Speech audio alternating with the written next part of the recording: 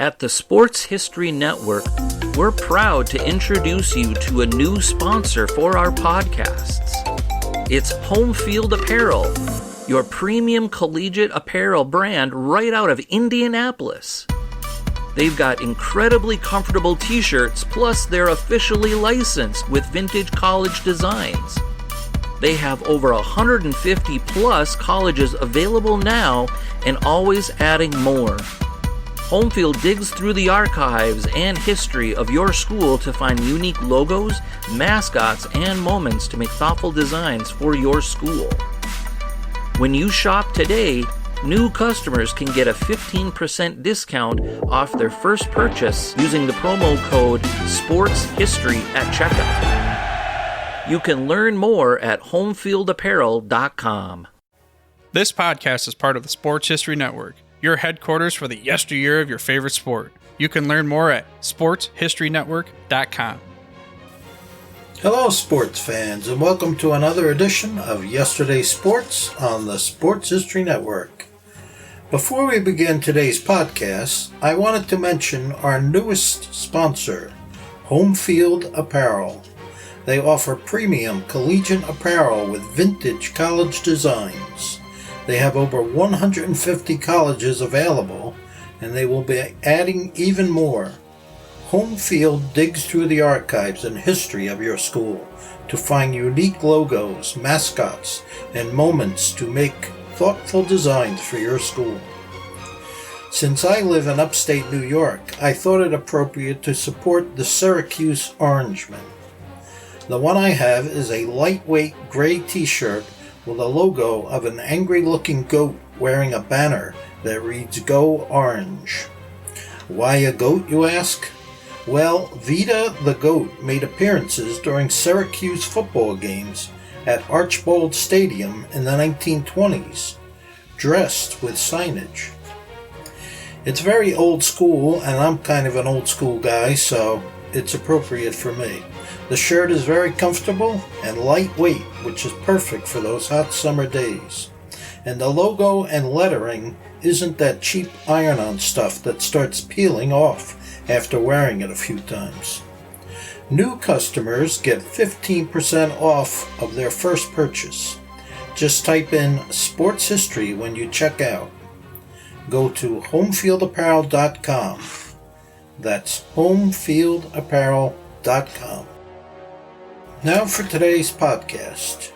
Today I want to talk about one of the all-time great sports dynasties. From 1921 to 1932, the New York Yankees were a force to be reckoned with. The Yankees became a professional baseball team in 1903, but weren't named the Yankees until 1913. For their first 11 years, they were the New York Highlanders, and from 1903 to 1920, the Highlanders/Yankees didn't have much success, with only 7 winning seasons and 0 pennants in 18 years of play. That changed in 1921, when the Yankees went 98-55 and won their first American League pennant. Babe Ruth, who the Yankees acquired from the Boston Red Sox in 1920, was a big reason for the team's sudden success. The former pitcher belted 59 home runs and drove in an astounding 171 runs. The team was again in the World Series the following year, but lost to the New York Giants for the second year in a row. In 1923, the Yankees won their third pennant in a row and defeated the Giants in the World Series to bring home their first World Championship. Babe Ruth had another great year, smashing 41 home runs, driving in 131 runs, and coming very close to having a .400 batting average, finishing at .393. He also won the American League MVP award. The Yankees finished the 1924 season 2 games out of first place. But in 1925, they had their worst season since 1913, finishing the season 16 games below .500. Part of the reason for the disappointment was an aging pitching staff. Another reason was that the Babe missed 56 games, 40 due to an ulcer operation. One bright spot for the Yankees was a young first baseman named Lou Gehrig, who hit 20 home runs and batted .295. New York bounced back strong in 1926, winning their fourth pennant in 6 years. But the Yankees lost the World Series to the St. Louis Cardinals 4-3. 1927 proved the Yankees' best year.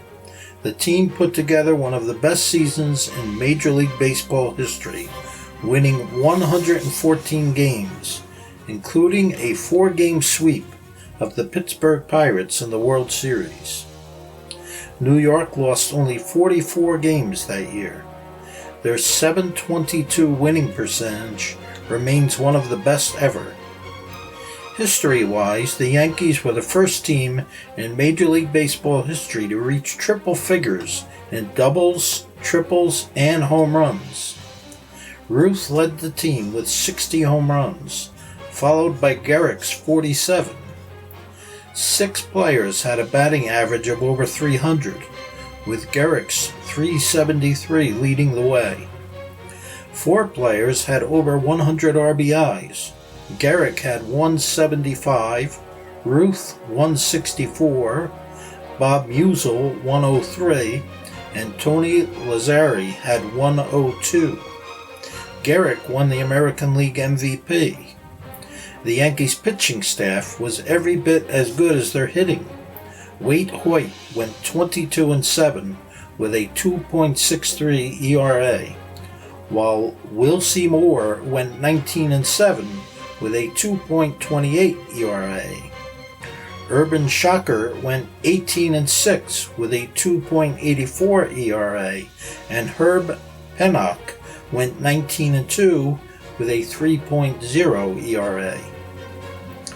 The 1928 Yankees were almost as good as the 1927 team, winning 101 regular season games before sweeping the St. Louis Cardinals in the World Series. Gehrig and Ruth continued to dominate. Ruth smashed 54 home runs and had 142 RBIs, while Gehrig hit .374 while driving in 142 runs. Pitchers Waite Hoyt and George Pickgrass won a combined 47 games. The Yankees had 88 wins in 1929, 86 in 1930, and 94 in 1931, but those results weren't good enough to win pennants. The Philadelphia Athletics had over 100 wins in all 3 seasons and captured 3 consecutive American League crowns and 2 World Series trophies. Despite not being the best team, the Yankees still had some of the best players in the league. One reason the team was struggling was that their manager, Miller Huggins, who had led the team to 6 pennants and 3 world championships, died toward the end of the 1929 season. Huggins was only 51 years old. Under the leadership of new manager Joe McCarthy, the Yankees were back on top in 1932, winning 107 regular season games and sweeping the Chicago Cubs in the World Series. Babe Ruth and Lou Gehrig led the team in hitting, while Lefty Gomez and Red Ruffing led a top-notch pitching staff. It was the team's 4th World Championship, and plenty more were to come. Tune in again next week when I'll talk about another great Yankees dynasty covering the years 1936 to 1943. And don't forget to subscribe for free so that you'll be notified every time a new podcast is released. Until next week, take care and God bless. This podcast is part of the Sports History Network, your headquarters for the yesteryear of your favorite sport. You can learn more at sportshistorynetwork.com.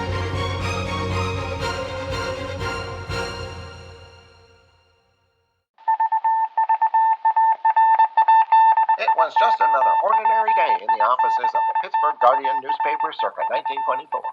But for Marla Delft, assistant editor, everything was about to change. For she was about to discover the awesome attractiveness of Row 1 brand retro sports paraphernalia items thanks to Orville Mulligan, sports writer. And there it is. Wow, Orville, that's really the bee's knees. Isn't it just? A poster-sized replica of the actual 1909 World Series program cover. I can see that. But where did you get it? And where'd you get it framed? I ordered it from the Row 1 website, where over 6,000 items of sports memorabilia from the 1880s to the 1990s are available for reproduction, in multiple sizes and in several different materials, with over a dozen styles of frame to choose from for prints like this. Well, I'm sure Mr. Delft would love to put up more of these in the office. But I'm equally as sure they're beyond this newspaper's budget. Not at all, my dear Marla. See for yourself. Go to sportshistorynetwork.com/row1. sportshistorynetwork.com/row1. Oh my, these are good prices. Oh, and look at this stuff. Oklahoma-Nebraska football, college basketball art, Michael Jordan items. And so it retro was that sports Marla Delft advertisement discovered the clapboards. splendiferous magic of Row 1 sports memorabilia, arts, and prints. You can too by visiting sportshistorynetwork.com/row1. That's ROW1 today for access to the full Row 1 catalog of gallery prints and gifts like t-shirts, long sleeve shirts, telephone cases, coffee mugs, blankets, pillows, towels, and even shower curtains. Act today for 15% discount off all prints with coupon code SHN15 and 20% off all other items with coupon code SHN20 at checkout. And keep your dial locked to the Sports History Network for the exciting chronicles of the 1920 sports world in Orville Mulligan, sports writer. Coming soon.